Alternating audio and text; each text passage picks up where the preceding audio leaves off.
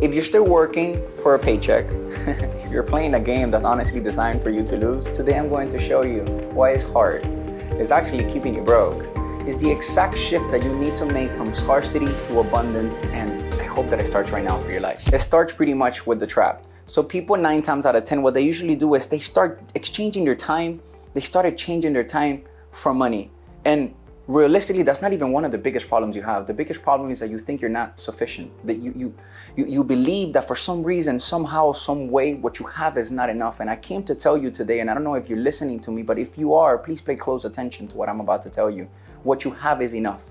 What you have is sufficient. What you have has the power to grow magnificent if you would just feed it, if you would just plant it in the right location, if you would just water that seed of imagination, that dream, that goal, that purpose that the Lord has placed inside your heart. Every vision has the power to become magnificent. All a vision needs is someone to actually pay attention to the vision. It is impossible for the vision to fulfill, to be fruitful, to bear fruit 30, 60, 90, and 100-fold if you don't even yourself believe in what the Lord has placed inside your heart. So your biggest problem is that you don't feel that is enough. You feel that what you have is not sufficient, that maybe I wish that if I had maybe what my brother behind the screen has, I would be good. If I maybe had the eyes of the other person, if I could speak like that guy, if I could do what he does, you would be better. But to accomplish all your dreams, you don't need to do what I do. You don't need to do what no one else does. You just need to know what you do. You need to just turn on the camera and you need to just pay attention to what you do and just start doing what you do. What you do is beautiful for God. God placed something in you so that you can serve me and for me to pay you. You just need to figure that out. You just need to supply the demand that is around you. Pay attention to what is around you. Pay attention to what is it that people want to buy. Pay attention to what will people interchange their resources for something of service maybe coming from you. And that is all you pretty much need. If you just start believing in yourself and believe in the God that gave you the vision, man, in a heartbeat. When I tell you in a heartbeat, the vision will be clear. People will come your way. The teacher will come. The guide will come. The clients will come. Sufficient resources will come. All you need to do is start to believe in yourself. If you don't believe in yourself, it is impossible for others even around you to believe what you have. It is impossible. How can I believe in the dream, the goal, the desire that you have if you yourself don't even know how to properly explain it or believe it properly? It's impossible. It's like if you're asking an investor, hey brother, I like this business, but I feel that it needs money and I need 100K for this business. But just by listening to the tone of your voice, I know that you yourself don't believe in this business. Do you expect me to put $100,000 of my hard work earned money for someone who doesn't even believe in that which God has trusted them with? No, man, you need to believe. No, women, you need to believe. Believe so stubbornly that there is no possible option, no other outcome than to just magnify it and just become reality in your life. Number 2 is the mentality of scarcity. The number one problem that usually people tend to have is insecurity. People tend to believe, how do I explain it to you? They feel that because of something that happened in their youth, because somebody maybe ashamed them, because somebody maybe made fun of them, because someone maybe told them that they weren't good enough, that they weren't pretty enough, that they haven't accomplished all the A's to the Z's so that they could do that which they want to do. Maybe that is stopping you. And it's okay to suffer for a bit, but there has to be a breaking point. There has to be a point where you put your insecurities to the side. I'll give you an example in my own life. I've been through prison. I did 3.5 years in prison. I did time with an ankle bracelet inside my leg. I had to go through a season inside my life where I was broke. I had lost it all. I didn't even believe in myself. I had to go through a season in my life where I had an ankle bracelet. I had to go through seasons in my life where they were actually necessary so that I could believe in the power that God has placed inside of me. It's necessary for things and difficulties like these to go through your life. But after they appear in your life, there has to be a breaking point where you begin to put those things aside and you begin to focus on what's before you. You begin to focus on, okay, the Lord gave me this, so how can I be stubborn about this? How can I be persistent about this? How can I focus so much on this that it doesn't matter what wrong has happened to me, it will not stop me from achieving that which the Lord has trusted me with. And believe me, there is no big vision for God. God doesn't keep anything, guys. He's the owner of the silver, the owner of gold. The earth is the Lord and everything in the earth.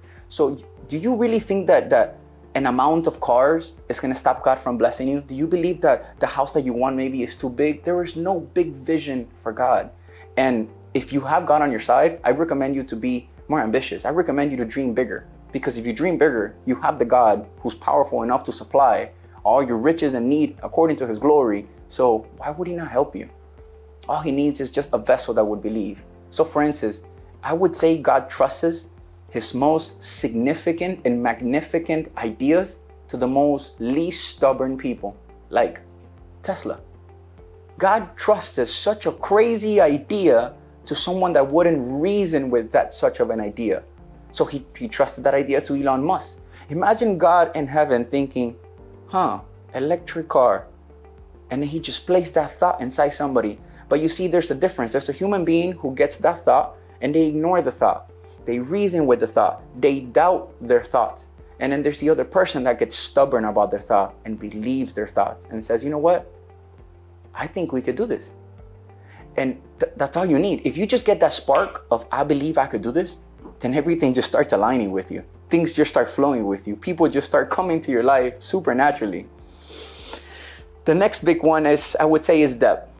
A lot of you think that you need debt to get started. You do not need debt to get started. When I started in this game, I did not start with debt. I just started working. I started saving my money little by little. I started putting my money in places that would help me multiply the money that I had. And then little by little, I accumulated money. And then over time, I would put that money into other places that gave me more cash flow, and so on and so on and so on, until I fulfilled everything that I have till this day. So do you need debt to get started? No, you don't. Don't let that be the central point of guideline for you to go anywhere. You don't need debt to get started.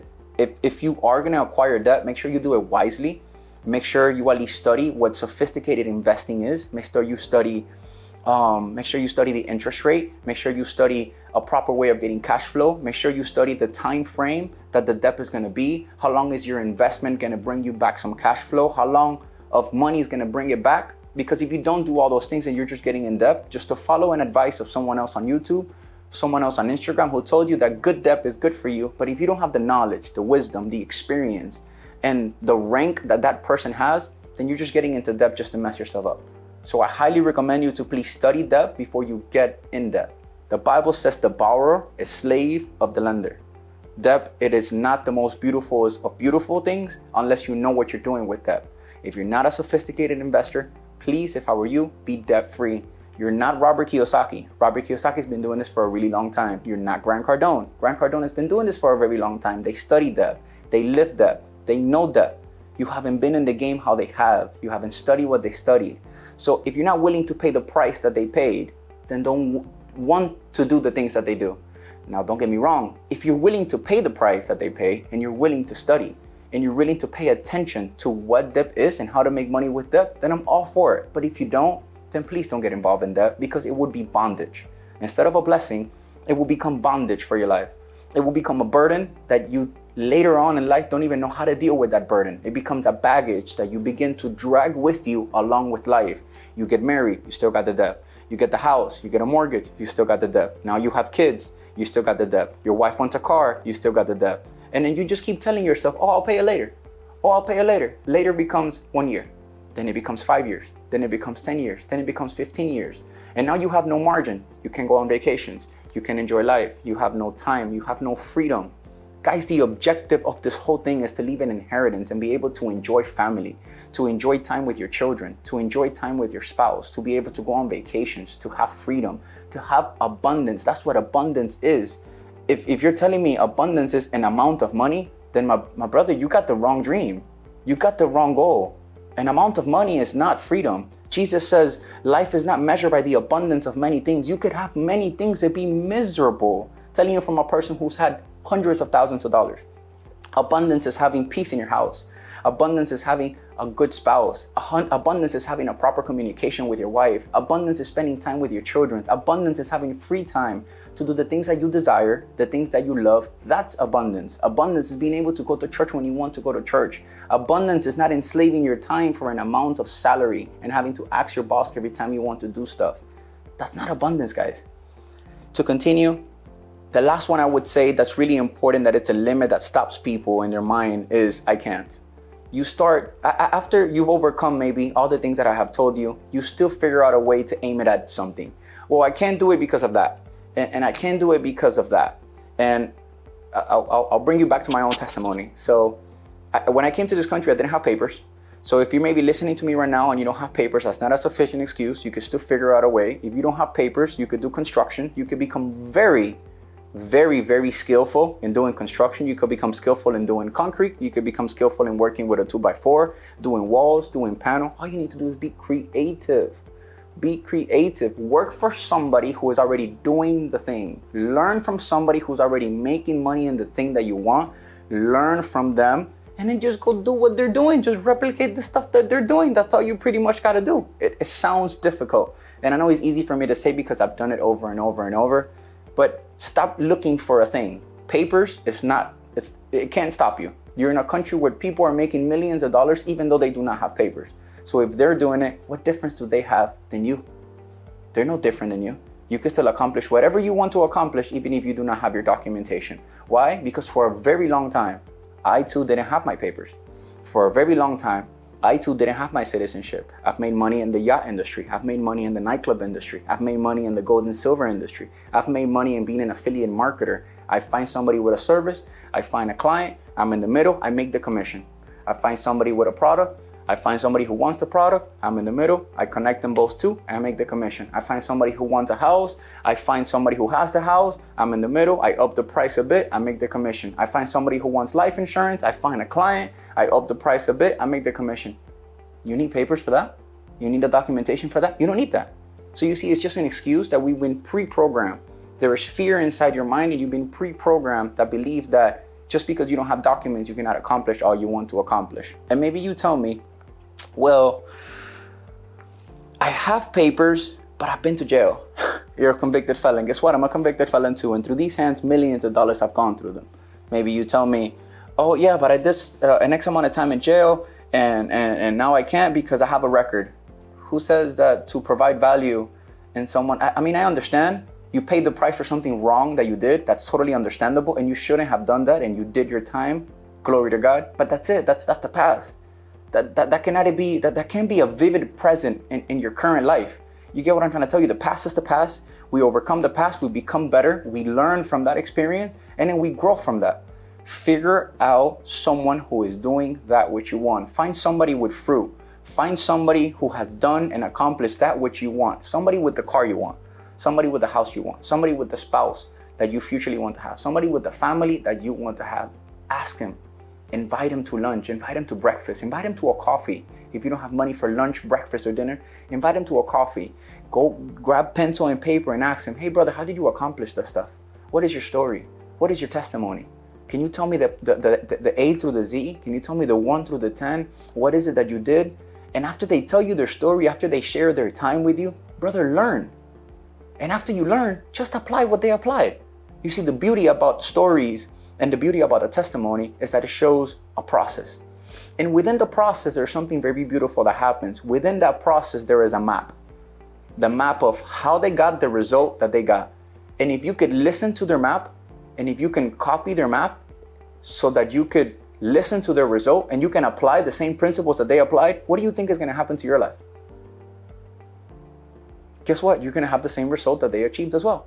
So all you have to do is just be patient. Be patient because your thoughts, the knowledge, and the wisdom that you currently have right now has brought you this far. So don't be angry now that somebody has given you new wisdom and new knowledge and a new framework, which is a map, so that you could get a certain result, and you maybe get discouraged because it's taking you longer than you're used to being taken.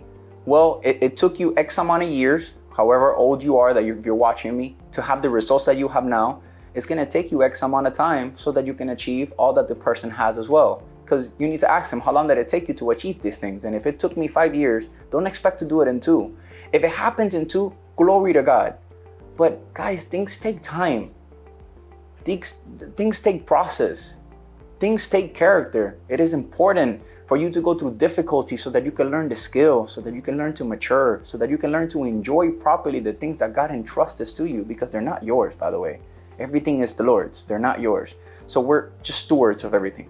God entrusts you things, and if you can steward if you can stewardship correctly the things that he entrusts you, then you get trusted more. Make sense? So those are my 3 things that I believe are keeping people from achieving that which they desire. There's insecurity, there's debt, and then there is I can't. Now I'm going to give you the 4 laws of value. And this is really, really important. I have a lot of fun every time I teach this. So I hope that you please pay attention, because I'm going to give you the key to scale any business, any product that you have right now. So key number 1, and this is the first level of value, and this is where most people get stuck in, and people don't come out of this place and they want to scale and they want to grow and they cannot grow. So the first level is implementation. Implementation is the person that exchanges their time for money. It is the first person it's the person that provides a service, and the service depends solely just on their ability to be able to achieve everything. So it's the person that does your nails, the person that does your lashes, the person that practically does everything, whether you have a business, whether you have a job, and your job or your business depends solely on you. And if you're not there, the business or the job is not making no money. That's implementation. That's the lowest of the bottom of the chain. If you remain in implementation, you will never be able to grow unless you become an investor. If you remain in implementation, it is impossible for you to scale what you have. So you need to achieve the next following level. The next following level after implementation is called unification. Unification is when you've been implementing things for such an amount of time that now you have a barrier of clienteles. And eventually your barrier of clienteles grows to such magnitude that you need to now hire other people so that they can implement, so that they can unify and be able to be managed by you, so that they can implement the job that you originally started. So now you have too much clientele, and now you're gonna have to call people. You're gonna have to call John Studios. You're gonna have to call Garcia Studios. Hey, listen, I have too many clients. I need you to record such and such person. I need you to go and set up that team. I need you to go do this. And you can get as creative as you want around the services. So you can rent out your lights. You can rent out the cameras. You can rent the setup. You can rent for the hour. You could, I don't know, I'm just speaking out of my mind so that you can have ideas, but you could get as creative as you want to, and you could do whatever you like to. Just figure out a way that things just don't only depend on you. If things only depend on you, you will always have a bracket, and that bracket will not allow God to trust you with more.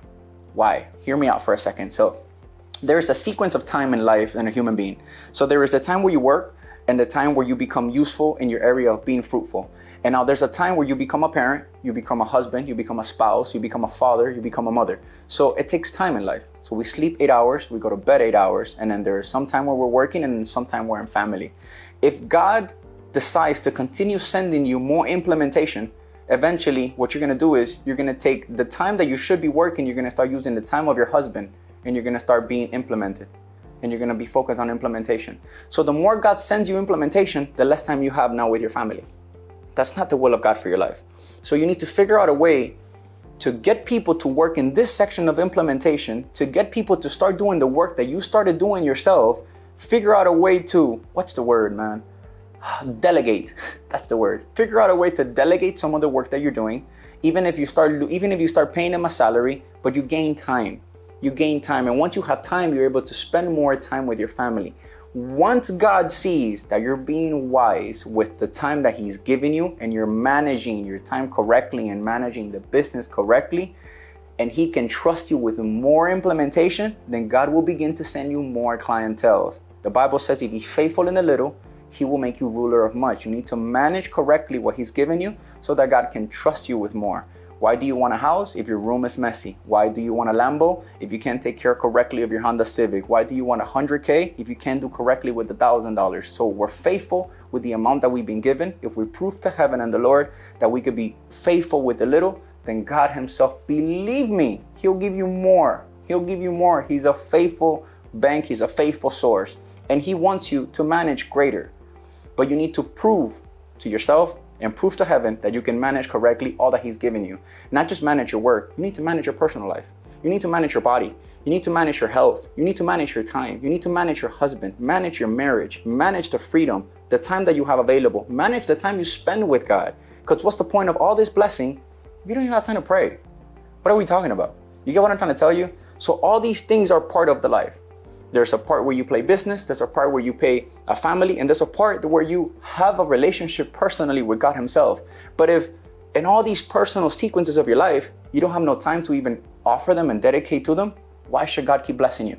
Is this making some type of sense? Are you listening to me? You get what I mean? So you need to figure out a way to unify yourself. A unificator is a person who manages. The minute you begin to learn to manage other people, God says, this guy just became a little smarter. So we're going to send him more clienteles because the job no longer just depends on him. He's learned to manage and delegate to other people. He's blessing other children. He's blessing my daughter. He's blessing my son. He's giving different payrolls, even though he's not making the same amount of money. Maybe he's making a little less, but he has more time to do the things that I've actually called him to.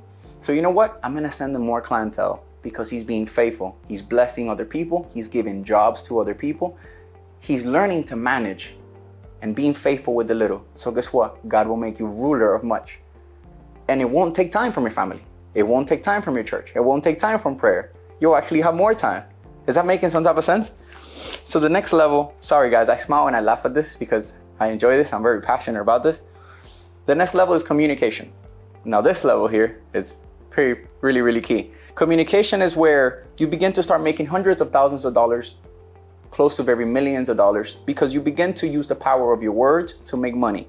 For instance, these two books that I wrote. This is from Scarcity to Abundance, and this is De la Escasez a la Abundancia, and this one's From Scarcity to Abundance. Both of these books make me a ton of money. Why? Because all I gotta do is just get a video, express my words, write my words in a book like this, and if you get inspired and if you feel like my words are valuable to you, then you buy the book. Imagine how many people watch my videos. Imagine all the impact that I can have in all the social media platforms. You see why communication is very powerful? Another people who make a lot of resources in this industry is the pastors. Pastors, if you're listening to me right now, if you're a pastor, you need to polish yourself in your way of communicating. Figure out a way where you could offer your gift out there. Write a book, open a podcast, do something with your words. There is so much power. Mind you, communication is the third level of the platter. So that means you're really skillful. Once you become a communicator and you're able to make money just with your words, you're in a higher rank. And if you're not making money, it's because you're not polished yet. You need to become a better communicator. You need to get more creative with your communication skills. You need to figure out what else can you do so that you can digitalize your communication, so that you can productize your communication, so that your communication could be spread through books. Your communication could be spread through podcasts. Your communication could be through multiple social medias, could be through social gigs. Maybe you can speak in churches. Maybe they can pay you to speak. Maybe you can have a digital offer. Maybe you could go to speak for free, and maybe you can launch your offer and people find your offer valuable for their life and you just got paid to speak. So communication is very valuable. And another industry that makes a lot of money with communications is the real estate agents and life insurance agents. So for instance, you're telling me that you get on a Zoom call with me, life insurance, and all I gotta do is just show you something that you need. I don't need to convince you. I just need to show you the proper situation of your life. I just need to tell you the need that you have, reveal to you something that you already want, and you're telling me that through the camera and through Zoom call, I can make $2,000-$3,000. And why do I say $2,000-$3,000? Because let's say I sell you a life insurance policy for $200 or $300 a month. Mind you, that's an insignificant amount. $200 a month is $50 a week. So if you don't have $50 a week to put towards the future of your children, then you're extremely selfish. I'm sorry if you're listening to me. That's just the truth. You need to care for the future because you don't know what the future has in store for you. If you're the man of the house and you pay all the bills and you don't have life insurance and something was to happen to you tomorrow, I pray not, in a car accident, how does your wife pay the mortgage? How do your children eat? You just left your wife with a whole bunch of debt. You just left your family in negative, not even in positive. You left them in the negative. That's the importance of having life insurance. If you do not have life insurance and you're listening to me right now, please get you some life insurance. But to get to the topic, if you have the commission for just one sale, a $200 life insurance policy, it's $2,000. Let's say you sold a $300 life insurance policy. Guys, that's a $3,000 commission. So you're telling me I got on a Zoom call for maybe 20 minutes, 30 minutes, and I just made a $3,000 commission? That's very similar to a person who does real estate. So you're telling me that the person who goes to sell a real estate house, makes a sale, just one sale in a house, and makes $20,000, $30,000? You see, those are higher rankings. That's the power of communication. And to be able to communicate and for you to be able to sell that way, all you need to do is to just be skillful in your communication. And now you're asking me, well, how do I become skillful? By just doing it over and over. That's the key to getting good at anything that you do, guys. Just become good at what you do. Just do it over and over and over and over and over and over and over, and you will become good at any skill that you do. Anything that you do, all it requires is just doing it over an X amount of times, and you just become good at it. It's just automatically. That's just the way it is. So perseverance and persistence goes a long way. And the last level, which is one of my absolutely favorite levels, is vision and creativity. I've said this before, God trusts his most crazy ideas to people who are, I would tell you, the least stubborn, yo. It's just crazy how God could just think of Amazon. You imagine a thought inside God's mind, him just saying, well, imagine if people could just desire something, whether it's a package or a product, and all they have to do is just go to this little square, press a button, and the product and the service just appears inside their house. Guys, isn't that magnificent? I don't know about you, but I think it's magnificent. But you see, he won't trust anybody with that idea. He will trust that idea to only people that are stubborn enough to believe in themselves and believe in that idea. Why? Because if he trusts such a magnificent idea to someone that overbelieves and overthinks all that they're doing and over doubts all the stuff that they're doing, guess what? You won't accomplish that idea. So you know who he would trust that idea to? A person who actually will fulfill that idea. Like Jeff Bezos. Jeff Bezos doesn't even know that he's doing the will of God insignificantly. Because guess what? When Jeff Bezos dies, the earth is still functioning. And God needs this earth to function because the earth is the Lord's. And whether you're here or whether you're not here, God needs this earth to function. It's going to continue being the earth, whether you're here, whether you're not here. So guess what? The earth needs to continue functioning. So God used someone, he gave him an idea, that someone believed in himself, they believe in that idea, and guess what? That idea is fructified in this day. And that idea to this day is Amazon, or is Tesla. There's millions of Teslas out there. Amazon is one of the richest businesses out there right now. So you see, no idea is small for God. God doesn't just give, God doesn't create garbage. God creates beautiful things and he trusts them to us, his children. And all he expects of you is for you to just obey it and just be stubborn and persistent about it. So vision and creativity are the areas I would say that make the most money, because God gives you a vision, or maybe you have a vision, whether you believe in God or don't believe in God. Believe me, it doesn't come from you, it comes from the Lord. But he gives you a vision, and then with his creativity, you figure out a way to be creative about it, and you bring it into life. So that's the highest and highest paid level of value that you can require out there, that you can achieve out there. So, and the last one, I would say, for you to require some type of framework that maybe could help you, I would say the first framework, if you're just starting out, the first framework is vision. If you don't have a vision yet, please get you a vision. Write it down on a writing board, write it down on your phone, write it down in your mirror, so that you make sure that every time the devil tries to distract you with some type of discouragement, you don't get lost and you know where you're going. If whatever you're doing has nothing to do with the vision, you already know it's a distraction and they're just pulling you away from you to accomplishing that which you actually want to accomplish. The next level is having order. Have some type of budget, some type of financial structure, some type of app, some type of system that allows you to know how much money is coming in, that allows you to know how much money is coming out. And once you know how much money is coming in and how much money is coming out, guess what? You're gonna know how much margin you have. Once you know how much margin you have, you're gonna know what do you actually have left. That left, you can invest with that money. You can have freedom with that money. You can go on vacation with that money. You can do whatever you want with that money. But if you don't know how much margin you have, you're just living life unorganized. You're just playing it by ear. Oh, we made 20 this month, we spend 20 next month. And guess what? You have no money saved. You don't have nothing saved. That's a life out of order. Number 3, I would say, is elimination.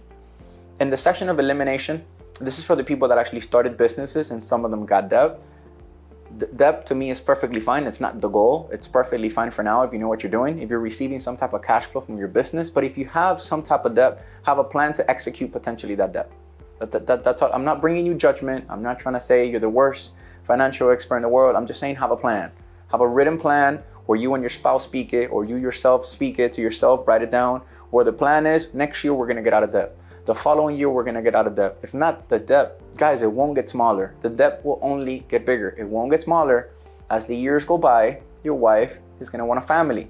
If your wife wants a family, guess what? You're going to need a house.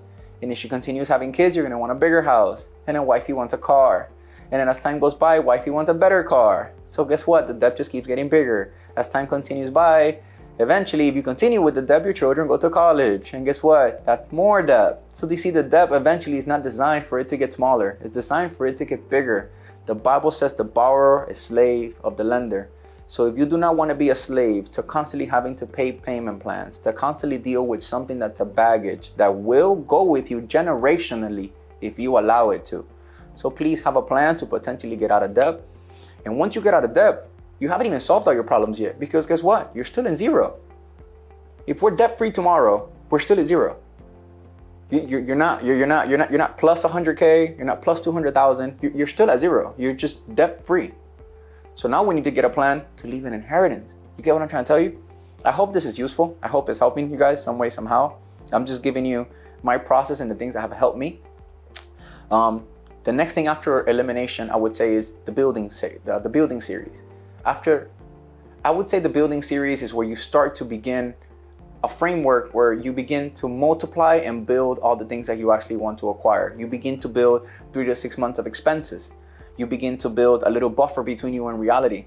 Once you have 3 to 6 months of expenses or 3 to 6 months of income, life feels a little different. It feels a little less rigid.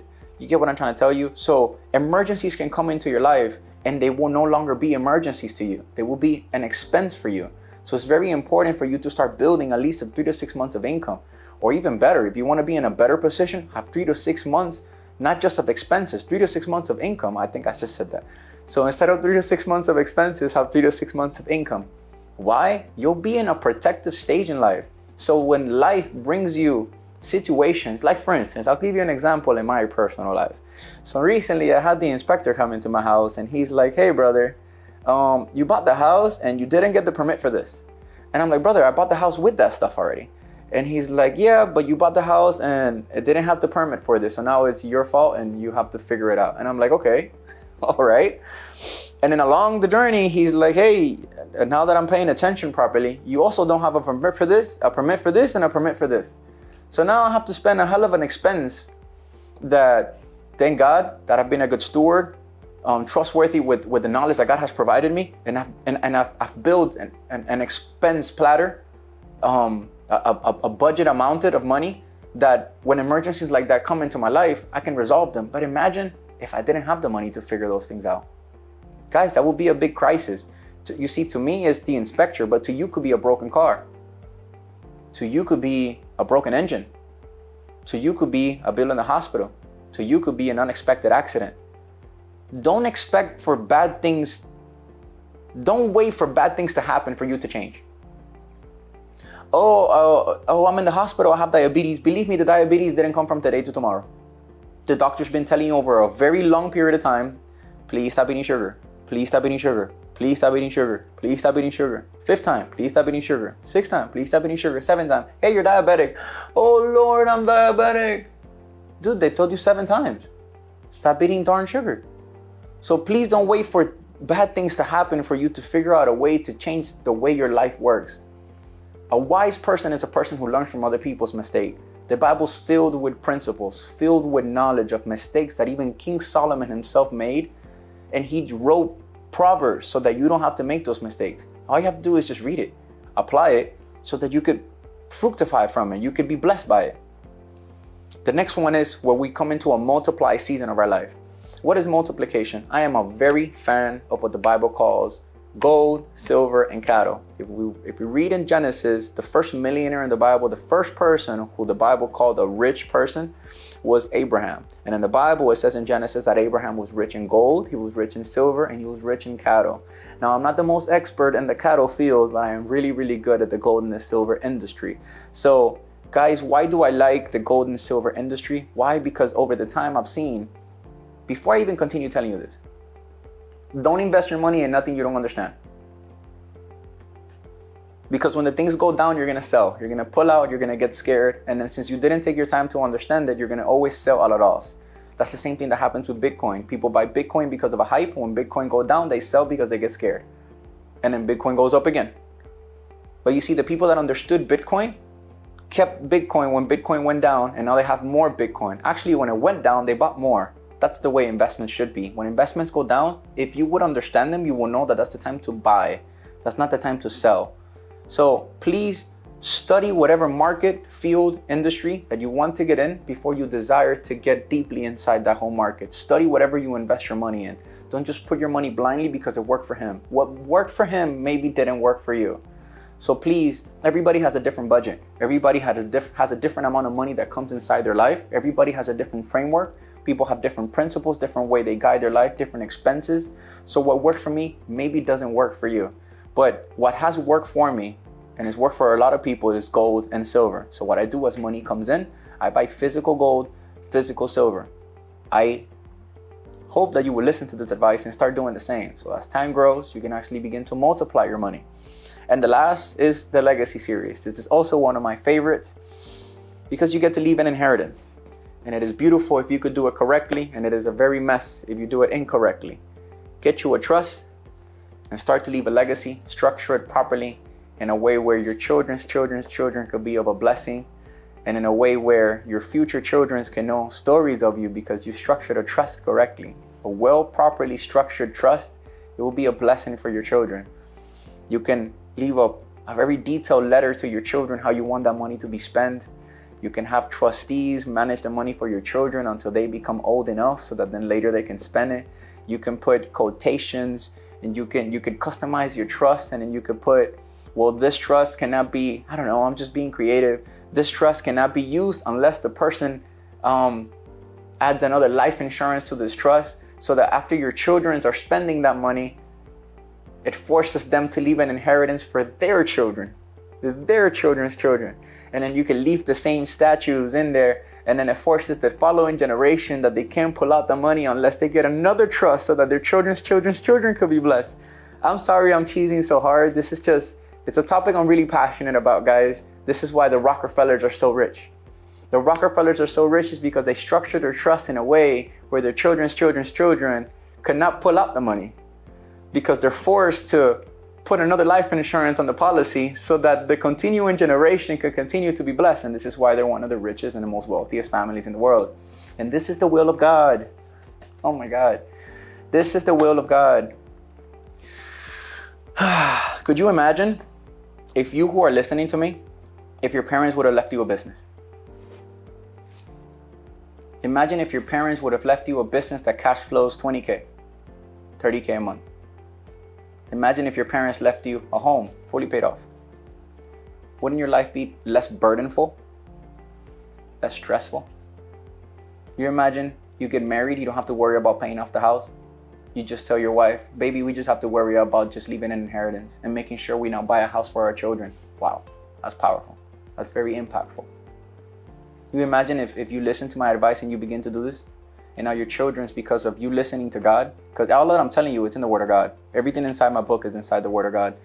You imagine your children's children could be blessed because you decided to listen to an advice and apply a principle in the Word of God. Guys, this is a will of God, for you to leave an inheritance to your children's children. If you like this video, my name is Jeampier García. Stay blessed by the blessed. Like, subscribe, follow for more content like this, and please share it to somebody if you believe is useful for somebody out there. And the link is on the bio so that you could also be blessed with the book. God bless you. See you later.